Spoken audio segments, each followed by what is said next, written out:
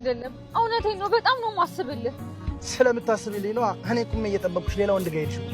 ኧረ እኔ ሌላ ወንድ ጋር አልሄድኩም። ውሸት ባንቺ እንደማያምር እያወቅሽ አትዋሽ። ዋሻው እንዴ? እኔ መጣሽልኝ ብዬ በፈገግታ አስጠብቅሽ፣ አንቺ ግን ዛሬ በመጣው ስራ ቀይረሽኝ። አቶ ኖላዊ በጣም ተጨነቁ። አሲር ከቀን ወደ ቀን ሁኔታዎቹ እየጨመሩ መጡ። ጭራሽም ከአቶ ኖላዊ ቤት ጠፉ። አሲርና ተምቹ በስተመጨረሻ ተገናኙ። ሁለቱም ሁሉን ነገር ተነጋግረው አወሩ። ተምቹ በሀና በጣም ተናደደ። ሰላም ሰላም ቻናሌ ቤተሰቦች፣ ቻናሌ ላይክ ሰብስክራይብ በማድረግ ቤተሰብ የሆኑ አቶ ኖላዊ በስተመጨረሻ ሁሉንም ነገር ለማማከርና ለመመለስ ነበር ወደ እነ ሀና ቤት ሄዱት። ከዛ ሲመለሱ እርግብን አገኟት። እርግብን ምንም ነገር አላሏትም። ነገር ግን እባክሽን ተምቹን አይተሸዋል ብለው ጠየቋት። እሷም ተሳለቀይባቸው። ልጃቸውን ሳሰቃይ የነበርኩትን ልጅ ለማስያዝ ነው የመጡት ወይስ ተምቹን ለመጠየቅ በማለት ተናገራቸው። አቶ መስፍን የሀና ጉዳይ ነው እንደዚህ ያደረገህ አሉት አሲርን። አሲር ደግሞ ምንም አይነት ምላሽ እየሰጣቸው አልነበረም። እየጠጣ ዝም ብሎ ቁጭ ብሏል። ሁኔታው ከቀን ወደ ቀን በጣም እየጨመረ መሆኑን ያስታውቃል። ለዛም ነው አቶ ኖላዊ ወደ እነ ሀና ቤት ሄደው የነገራችሁ ነገር እንዳለ ወይም የሰማችሁት ነገር እንዳለ ብለው ለነ ወይዘሮ ሜላት የጠየቋቸው። እኛ ምንም ነገር አልሰማንም በማለት ነበር ያናገራቸው። በስተመጨረሻ አሲር እኔ በጉጉት እና በናፍቆት እየጠበኩሽ እያለ አንቺ ግን ትናንት በመጣ አዝራ ለመለወጥ እየሮጥሽ ወደ አዝራ ሄድሽ ነበር ያላት። ሀና ሁኔታዋ በጣም ያስፈራ ነበር። ለነገሩ ይገባታል ብዬ አስባለሁ። በስተመጨረሻ ወይዘሮ ባዩሽ ተለቀቀች። በነፃ ምንም እንዳልተፈጠረ ተለቀቀች። ምክንያቱም ምንም አይነት መረጃ ወይም ማስረጃ ስለሌላቸው ነው የለቀቋት። ይህንን ስትሰማ ወይዘሮ ባዩሽ ደስ ብሏታል ከእስር ቤት እንደምትለቀቅ። በስተመጨረሻ በር ላይ ሆና ሄዳ ነገሮችን እንዴት ማስኬድ እንዳለባት ነበር የምታስበው።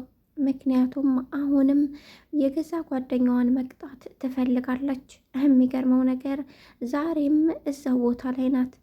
እርግብን አቶ ኖላዊ ሲያናግሯት እኔ ምንም ነገር ላስይዝሽም ሆነ ምንም ልል አይደለም፣ አሁን ተምቹ ያለበትን ልትነግሪ ትችያለሽ ወይ ሲላት ያንን የማይረባ የት አይቼዋለሁ የማላየውም ብላ ሰደበች።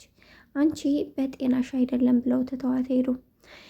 በስተመጨረሻ ወደ መጠጥ ቤቱ ሲሄዱ አሲር የለም።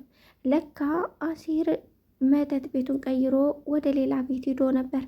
አቶ ኖላዊ ይመጣሉ ብለው ስላሰቡ ሌላ መጠጥ ቤት ሲፈልጉት አገኙት። በጣም ተገረሙና ግራ ገባቸው። ይሄ ነገር ከቀን ወደ ቀን ከጨመረ ልጁ ይሞታል። ምክንያቱም የሚጠጣው ሲጋራና መጠጥ በጣም ከመብዛቱ የተነሳ ለሞት የሚዳርገው ነው ብለው በጣም ተጨንቀዋል። እርግብ አሁን ላይ ሁሉም ነገር ተዘበራርቆባታል። አሜሪካ ሄዳለሁ ያለችው ተምቹ እንኳን አሜሪካ ቀርቶ አይደለም ለእሷ የሚያስተዳድርበት ምንም ነገር እንደሌለው ስታቅ ነበር አከላፍታ እየመለሰችው። ነገር ግን እርግብ አሁን ላይ ጥንካሬዋ ከቀን ወደ ቀን እየጨመረ ነው። ምክንያቱም ያቻ አክስቴ ካገኘችኝ እንደምታስወግደኝ ያውቃለሁ። ስለዚህ እርግብ ከራስሽ በላይ ማንንም ሰው ማመን የለብሽም በማለት ነበረ ራሷን ለማጽናናት የሞከረችው። አቶ መስፍን የአሲር ጉዳይ በጣም አሳስቧቸዋል። ምክንያቱም የሚጠጣው ሲጋራ ከእልህ የተነሳ መሆኑን በአይናቸው በብረቱ አይተዋል። ይሄ ነገር የፍቅር ይመስላል። እኔም አንድ ሰሞን እንዲያርጎኝ ነበር መጠጥ ባልጠጣም እንኳ ሲጋራ ባላጨስ እንኳ ነገር ግን በጣም ተጎድቼ ነበር በማለት ከራሳቸው ጋር ማውራት ጀመሩ። ከዛ አሲርን ሄደው አወሩ። ታዲያ ምን ዋጋ አለው? ደሃ ኪስ የሌለው ወይም ገንዘብ የሌለው እንጂ ልብ ታይቶ የሚፈቀርበት እኮ ጊዜ አይደለም በማለት ምላሽ ሰጣቸው። ይሄንን ሲሰሙ ግን ግራም አልገባቸውም። ምክንያቱም ሀናን አፍቅሯት ነው ብለው አስበዋል። ከበፊቱም የሆነ ሌላ ግንኙነት ይኖራቸዋል፣ በዛ ምክንያት ይሆናል ብለው ነበር። አሁን ደግሞ አወቁ፣ በደንብ ገባቸው። በስተመጨረሻ አንተ መረጋጋት ነው ያለብህ፣ ያንተ ካላት ደግሞ የትም አትሄድም። ሀናም ቢሆን የምትወድ ይመስለኛል፣ ምክንያቱም ምንም አይነት ነገር ቢሆን ካንተ ልታስበልጥ የምችለው ሰው ያለ አይመስለኝም በማለት ነበር ሲጠይቁት የነበሩት። አራት አትቀልዱብኝ፣ ከኔ የበለጠውን አስበልጣ አይደል የሄደችው በማለት ነበር የመለሰላት። ምን ለማለት እንደፈለግ ካልገባኝም ግልጽ ልታደርግልኝ የምትችለው ነገር የለም በማለት ምላሽ ሰጣቸው። ምንም ግልጽ የማደርግላችሁ ነገር የለም፣ ከፈለጋችሁ ልጃችሁን መጠየቅ ትችላላችሁ በማለት አሴር መለሰ።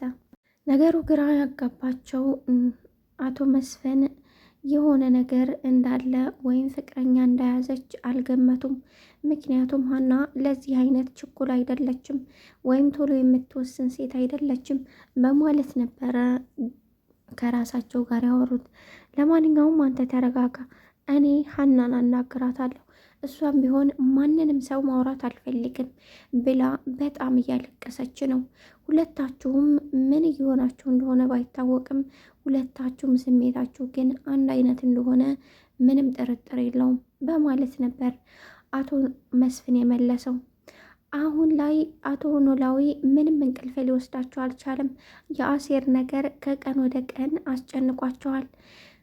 ሀና ሁሉንም ነገር ነግራቸዋለች።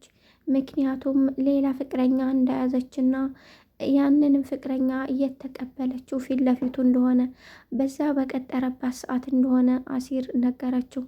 አሲር ገና ከአዲስ አበባ ስመጣ ጀምሮ እንደሆነ የሚያፈቅረኝና ለኔ ሲል ሱሱንም መጠጡንም እንዲሁም ሁለ ነገሩን የተወው ለኔ ሲል እንደሆነ ነገረኝ።